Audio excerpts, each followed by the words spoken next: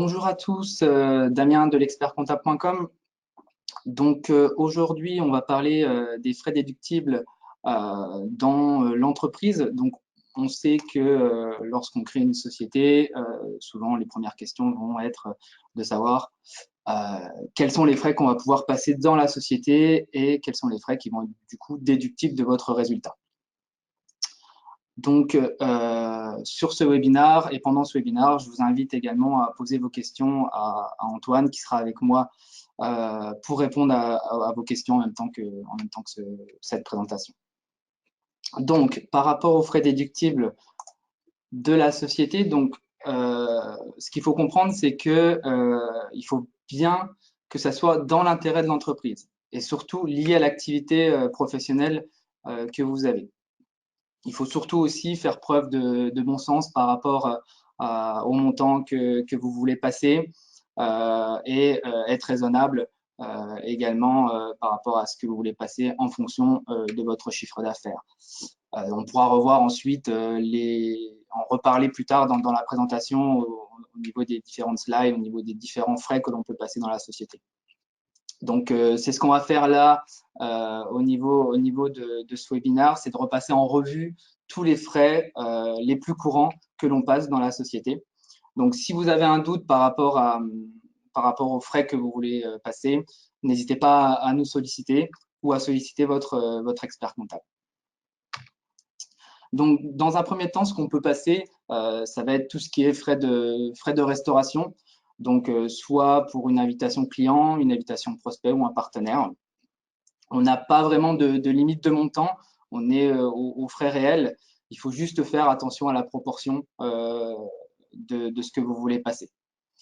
Au niveau des frais de repas du dirigeant, donc là aussi on peut les passer. Alors la théorie, c'est de dire voilà, on a un montant déductible qui représente les frais réels moins les 4,80 €, donc c'est le prix forfaitaire d'un repas pris à domicile. Mais dans la pratique, on déduit tout dans la limite du raisonnable. Voilà. Au niveau ensuite des frais de déplacement, donc on peut passer tous les frais de transport en commun dans le cadre de votre activité professionnelle. Donc la SNCF, la RATP, vos frais de voyage Air France par exemple. On peut également passer tout ce qui est frais de péage et de parking. Là, tout est déductible. Par rapport aux véhicules, on a plusieurs cas possibles à différencier. On a l'achat du véhicule, la location du véhicule et également l'utilisation professionnelle de votre véhicule personnel. Donc, on va voir ça dans la suite. Donc, lorsque vous avez un achat de véhicule, il faut faire attention au prix d'achat puisque en fonction du prix d'achat et de la limite d'amortissement, on a une limite déductible sur le véhicule. On verra ça sur les limites de déductibilité tout à l'heure.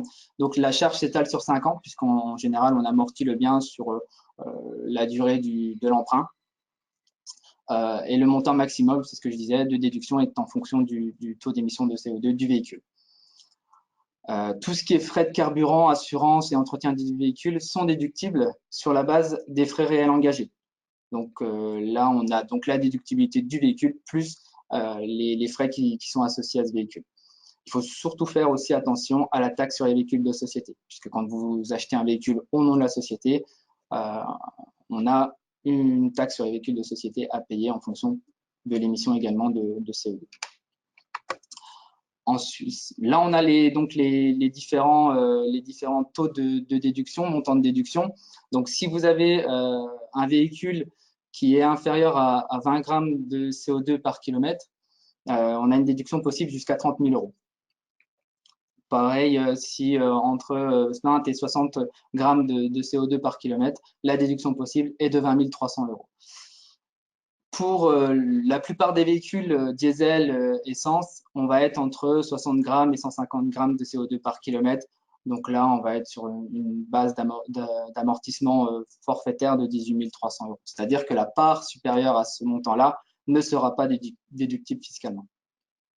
Et enfin, sur les véhicules un peu plus vieux, on va dire, on sera sur une déduction de 9 900 € puisqu'on aura une émission de CO2 qui sera supérieure à 155 grammes par kilomètre.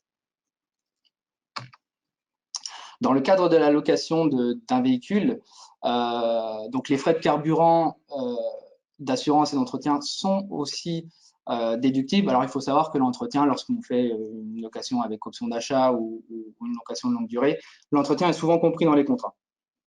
Donc, on va rajouter aux frais les frais de carburant et d'assurance. Donc, soit on a une location ponctuelle d'un véhicule, vous avez besoin de votre véhicule juste pour faire un déplacement. Vous allez louer donc ponctuellement le véhicule. Donc, on déduit la totalité de la location. Et du coup, on déduit aussi tout ce qui est carburant par rapport à cette location. Ensuite, on peut avoir des locations de longue durée du véhicule, donc LOA, leasing, crédit bail. Et en fait, là, les loyers sont déductibles dans la limite du barème qu'on a vu dernièrement. Donc, il faut savoir que lorsque vous avez une location longue durée, vous aurez souvent un premier loyer qui va être majoré. C'est-à-dire, vous allez par exemple payer un loyer de 5 000 € par exemple. Et ben, ce loyer-là va être lissé sur la durée du crédit bail ou de la location.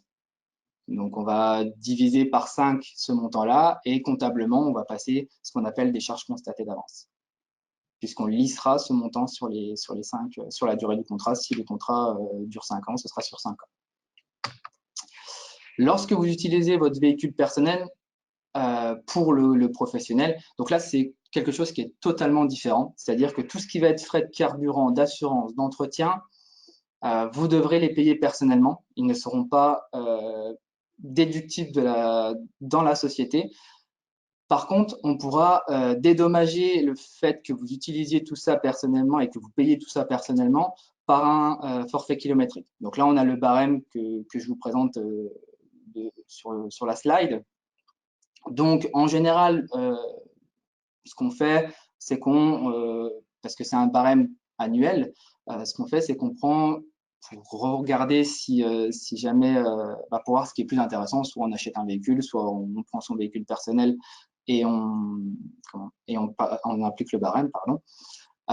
Du coup, on regarde en fonction de votre nombre de kilomètres, alors on établit un petit prévisionnel, on va dire, sur le nombre de kilomètres que vous allez pouvoir faire en une année. Et donc, on applique le barème et on regarde si, en fonction de la déduction que vous pouvez avoir entre le loyer ou le montant de l'achat du véhicule, plus le carburant, plus l'entretien, on va essayer de regarder qu'est-ce qui est le plus avantageux. Alors, il faut savoir qu'en général, dans 90% des cas, si vous faites beaucoup de kilomètres, le plus avantageux est de faire du barème kilométrique. Donc, c'est-à-dire utiliser votre véhicule personnel pour le professionnel.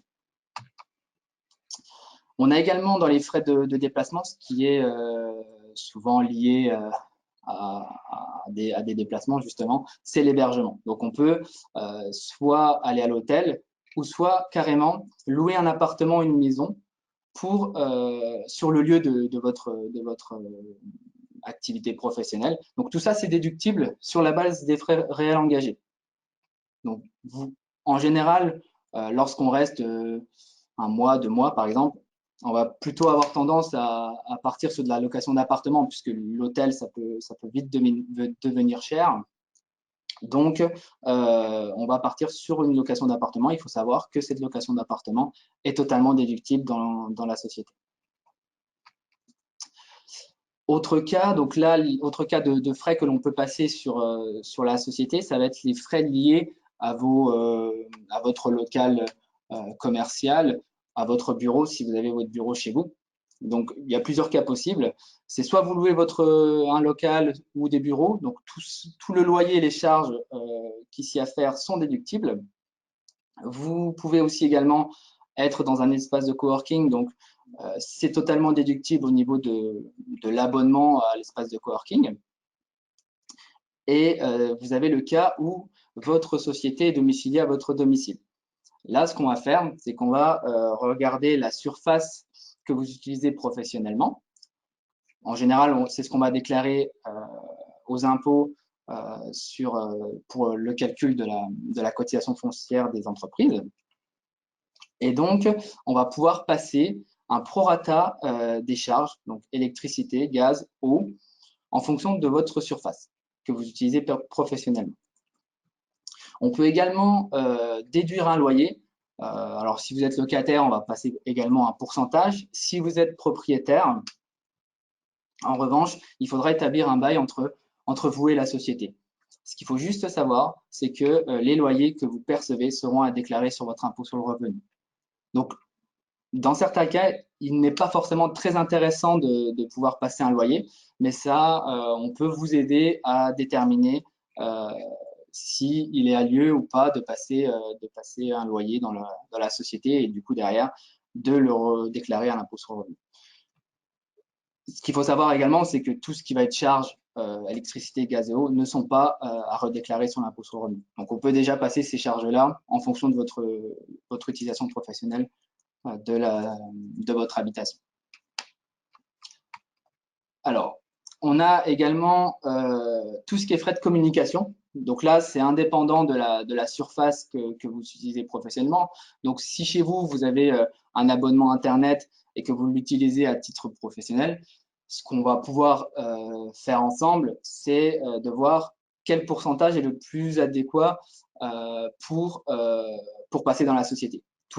On est toujours sur cette notion de raisonnabilité de la charge à passer dans la société. Pour les frais de téléphone, en général, soit on achète le téléphone professionnellement et on passe la totalité de l'abonnement sur la société, mais parfois on a déjà un téléphone personnel et donc un abonnement personnel que l'on utilise aussi professionnellement. Donc, du coup, on peut passer également une quote-part, c'est-à-dire un pourcentage du forfait téléphone en fonction de ce que vous utilisez à titre professionnel. Alors, en général, ce qu'on va faire, c'est on sait qu'on travaille à peu près 5 jours sur 7, on va prendre ce pourcentage-là. La publicité également est possible en termes de frais déductibles. Donc, soit vous achetez de la publicité en ligne ou soit des flyers. Tout est déductible au niveau de la publicité. De même que la création des sites Internet, de l'hébergement et de la maintenance de votre site Internet. Ça fait partie des charges que l'on peut déduire dans une société. Au niveau du matériel que vous voulez acheter, alors ça peut être un téléphone, ça peut être un ordinateur. Donc, le matériel, le petit mobilier inférieur à 500 €, on va pouvoir le déduire totalement sur l'exercice en cours. En revanche, si le prix est supérieur à 500 €, on va étaler sur la durée d'amortissement. Par exemple, si on achète un ordinateur à plus de 500 €, on va partir sur un amortissement de 3 ans. Et s'il est inférieur à 500 €, on va déduire tout sur l'exercice en cours. Donc, pour le matériel, si vous venez à acheter plusieurs téléphones, plusieurs ordinateurs, il faut que ça soit quand même cohérent par rapport au nombre de personnes actives dans la société. Alors, il se peut par exemple, des consultants informatiques qu'on ait un téléphone à utilisation justement pour les échanges, mais aussi on peut avoir des téléphones utilisés pour les tests. Donc ça, c'est tout à fait possible aussi de le déduire. Mais il faudra juste si vous venez chez l'expertcomptable.com, il faudra juste nous le préciser, qu'on puisse avoir l'information et qu'on puisse faire le nécessaire pour la déductibilité des charges. Ensuite, on a tout ce qui est frais de représentation. Alors, en général, c'est souvent la question qu'on se pose le plus souvent quand on commence une activité, c'est est-ce que je peux passer mes tenues professionnelles, mon costard, mes pulls, mes pantalons? Alors non, c'est pas possible parce qu'il y a également une utilisation personnelle de ces tenues-là. On peut l'avoir dans le cadre personnel, donc on ne peut pas deviner ou calculer le pourcentage que vous allez utiliser à titre professionnel et à titre personnel. Donc, c'est pour ça que ce n'est pas déductible. Reste cependant les blouses de médecin, la robe d'avocat, qui sont, eux, déductibles puisqu'on va utiliser ces habits-là que dans le cadre de notre travail. Au niveau des autres frais déductibles, ensuite, on a tout ce qui est cadeau client. Donc, en général, ils sont autorisés, mais toujours dans l'intérêt de l'entreprise. Et là, il faut bien faire attention que ce soit bien proportionnel par rapport au chiffre d'affaires que votre client vous apporte. Donc, il ne faut pas en abuser parce que l'administration fiscale peut avoir un œil sur ça. En revanche, par contre, si vous avez besoin de faire un cadeau à votre comptable, sachez que tout est déductible. Donc ensuite, au niveau du CESU préfinancé, donc ça reste aussi, ça c'est important de le savoir. Très peu de personnes est au courant de ce point-là. C'est un moyen de paiement qui permet de financer en fait les emplois à domicile, femmes de ménage, garde d'enfants. Donc c'est un dispositif qui est accessible à tous, c'est-à-dire aux dirigeants et aux salariés. Et on a un montant maximum déductible de 1 830 € par an. De plus, il faut savoir que ce montant-là vous donne droit également à un crédit d'impôt famille qui représente 25% du montant de 1 830 €. Donc, c'est doublement bénéfique pour vous, c'est qu'on peut déduire 1 830 € et en plus, on a un crédit d'impôt de 25% du montant. Donc ça, c'est pareil, en général, si on le fait aux dirigeants, par contre, on est obligé de le faire aux salariés si vous avez des salariés. On ne peut pas le faire simplement choisir de le faire qu'aux dirigeants et pas aux salariés. Il faut qu'il y ait une parité entre les deux. Donc voilà un petit peu sur les frais déductibles. Alors, vous aurez forcément d'autres questions sur d'autres frais déductibles. Moi, ce que je vous invite à faire, c'est de nous contacter au niveau de notre cabinet, à l'expertcomptable.com. On sera à même de vous répondre sur vos questions. On pourra voir ensemble, en fonction de votre activité, quels sont les frais déductibles possibles. Vous aurez la possibilité également, alors on vous fera un petit mail par rapport à 15 minutes de conseil gratuits avec nous. Donc ça, vous n'hésitez pas à également nous solliciter pour ça, pour voir un petit peu aussi vos questions par rapport aux frais. Moi, j'ai fini mon webinaire. Je vous remercie beaucoup et je vous souhaite une très bonne journée. À bientôt, au revoir.